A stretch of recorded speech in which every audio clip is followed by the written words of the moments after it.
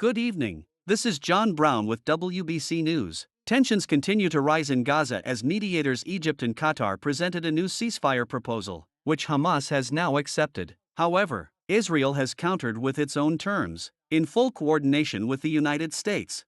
The Egyptian proposal initially suggested a temporary halt to fighting, where Hamas would release 5 hostages, including an American Israeli, in exchange for Israeli aid into Gaza and a pause in hostilities. In return, Israel would release hundreds of Palestinian prisoners. The details of the proposal remained unclear until Hamas leader Khalil al-Hayya confirmed it had been accepted.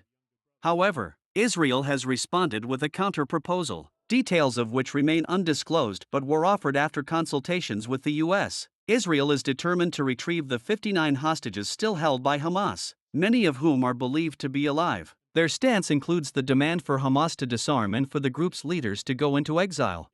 Meanwhile, protests have erupted in Israel, with families of the hostages calling for a resolution that would bring their loved ones home safely. Some protesters in Tel Aviv even clashed with police as they voiced their frustration, chanting that the ongoing conflict is endangering the hostages' lives.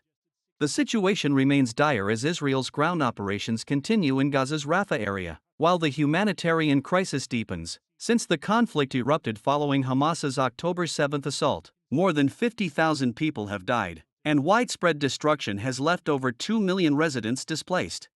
The fate of Gaza and its hostages hangs in the balance as both sides hold firm to their demands, with no end in sight to the brutal war. That's the latest on the ongoing conflict. Stay tuned for updates here on WBC News.